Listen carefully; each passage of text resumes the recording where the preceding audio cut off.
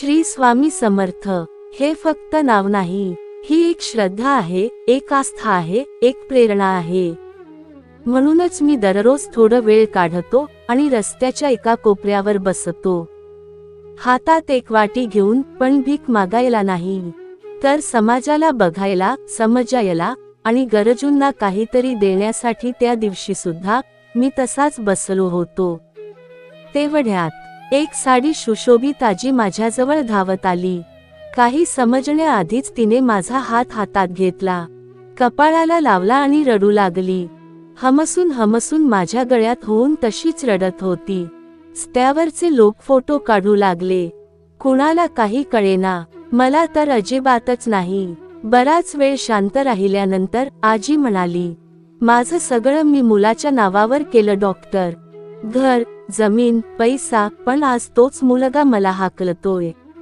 म्हणतो, अजून किती दिवस खाणार फुकटचा भात? सून तर बोलायलाही तयार नाही। मुलगा रोज दारू पिऊन मला मारतो आणि नातवंड तर मला ढकलून देतात। डॉक्टर, मला मारून टाका ना, गुपचूप, कुणालाही कळू देऊ नका, मला जगायचं नाही।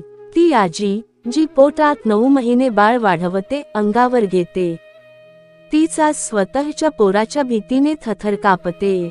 मी म्हणालो, चला पोलीस स्टेशनला।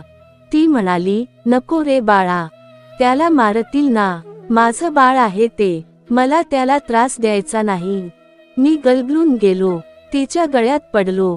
ती मला म्हणाली, तू रडतोस का रे बाळा? तुला काही त्रास दिला का कुणी? त्या सुरकुतलेल्या हातांनी माझा चेहरा पुसला, डोक्यावरून हात फिरवला आणि म्हणाली, मी तुझी आईच आहे रे, तू माझा लेक। त्या क्षणी मी ठरवलं, या आईला मी सोडणार नाही। तिला मी माझ्या ओळखीच्या गीता ताईंकडे परभणीत वृद्धाश्रमात पाठवणार। मी गीता ताईंना फोन केला, सर्व परिस्थिती सांगितली। त्या क्षणातच त्या म्हणाल्या, दादा, ती आता माझी आई आहे, लवकर पाठवा।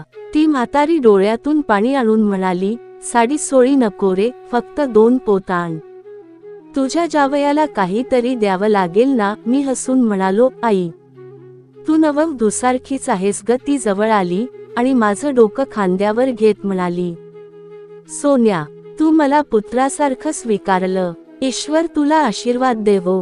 ही केवळ एक गोष्ट नाही, ही एक साक्षात आईची वेदना आहे आणि एका डॉक्टर पुत्राच्या मनाची श्रीमंती।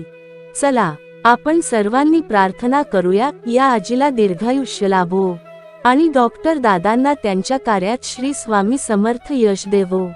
तुम्हाला ही सत्यकथा कशी वाटली, कृपया कमेंटमध्ये जरूर सांगा। हा व्हिडिओ शेअर करा आणि अशा अनेक आई लोकांपर्यंत आपण मदतीचा हात पोहोचवूया। चॅनल सबस्क्राइब करा, एक लाईक द्या आणि तुमचा एक प्रेमळ कमेंट आम्हाला खूप ऊर्जा देतो। श्री स्वामी समर्थ।